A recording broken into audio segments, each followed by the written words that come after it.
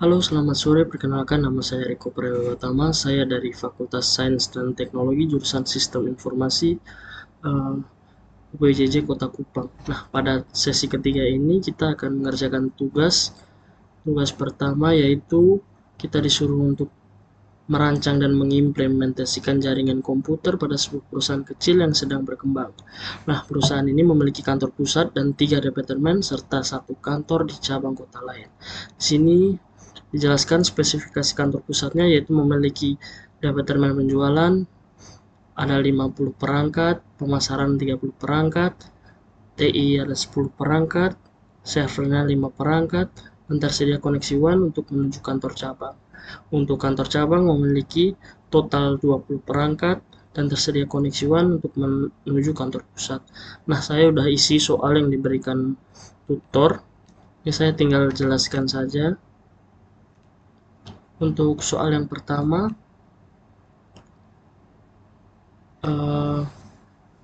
kita disuruh merancang skema subnetting yang efisien berdasarkan blok alamat IP yang diberikan. Tentukan untuk setiap subnet, yaitu subnet mask, alamat jaringan, rentang alamat, alamat broadcast. Di sini juga ada notes. Pastikan alokasi IP tidak hanya mencukupi kebutuhan saat ini, tetapi juga menyediakan ruang untuk pertemuan di masa depan. Nah, ini ada tabelnya. Tabel subnetting untuk tadi kan sesuai soalnya, divisinya ada penjualan, pemasaran, TI, server, WAN, dan kantor cabang. Nah, di sini kenapa saya kasih 60 host?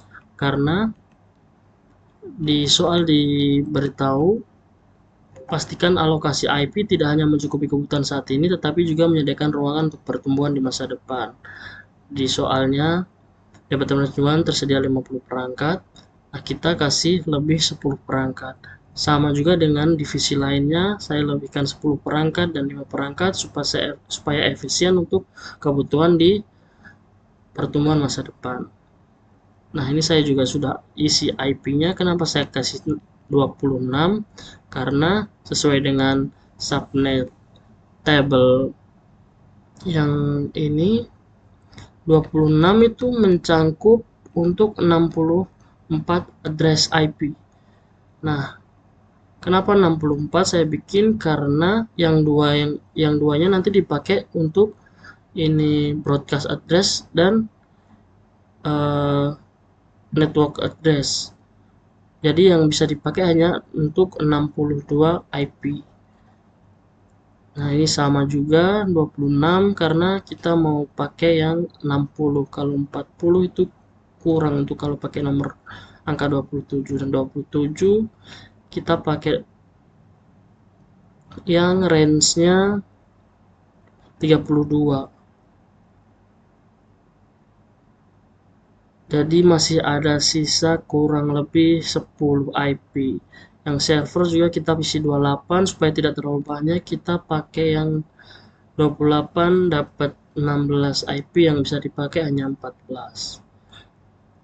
Kalau kantor cabang kita pakai yang 26. Kenapa kita pakai yang 26? Karena kalau pakai yang 27 ini nanti cuma dapat 30 IP. Nah, untuk note-nya kan kebutuhan untuk masa depan. Jadi saya ini kasih yang 26 supaya masih banyak IP yang tersedia untuk kebutuhan masa depan. Nah, untuk subnet masknya ini sudah sesuai dengan yang ada di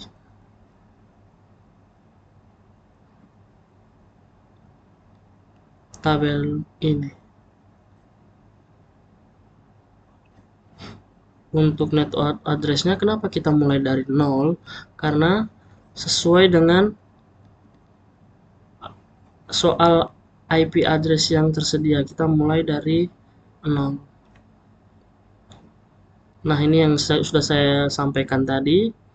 Untuk range IP yang bisa dipakai yaitu IP nomor 1 sampai 62, dan 63 dan 64 itu tidak bisa dipakai karena nanti dipakai di broadcast address dan network address. Jadi yang hanya bisa dipakai hanya 1 sampai 62. Sama juga dengan yang 40 yang bisa dipakai hanya 65 dan 126. Yang 127 dan 128 itu sudah dipakai di broadcast address dan network address. Ini sama juga, tinggal tunggu kelipatan dari 0 ke 64, 64 tambah 64, terus 128 tambah 30. Nah ini tinggal tambahin 16. Iya, kenapa kantor cabang pakai 192? Karena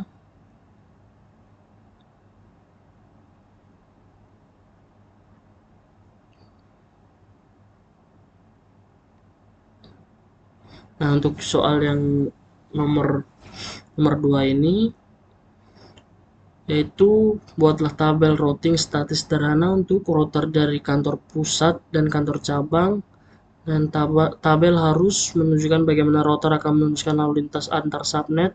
Cantumkan destination network, subnet mask, next hop, interface yang digunakan.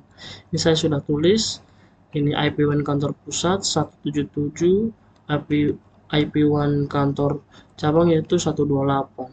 Bisa dilihat dari sini. Untuk kantor cabang yaitu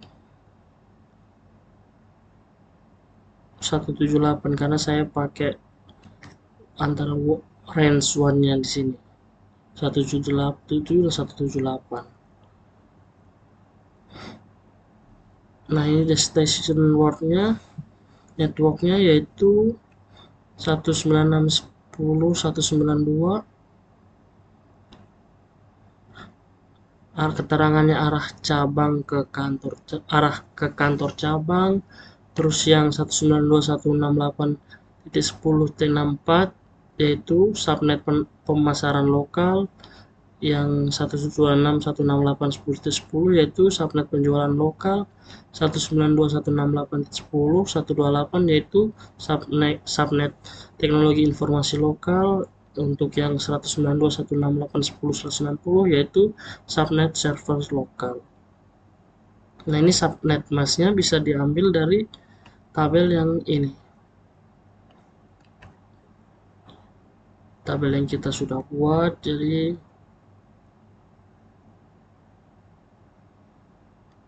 kita bisa lebih gampangnya tuh dari sini, subnet masknya bisa dilihat di sini.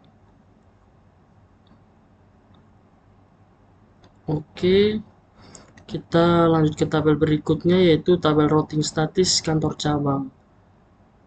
Nah, ini ada destination networknya ya, alamat IP 192.168.10.10 yaitu rute ke penjualan, 192.168.10.64 yaitu rute ke pemasaran, 126.168.10.128 yaitu rute ke divisi teknologi informasi, 126.168.10.160 yaitu rute ke server. Nah, ini subnet masknya juga bisa dilihat dari tabel berikut. Tadi yang sesuai nomor 26, 192, 192.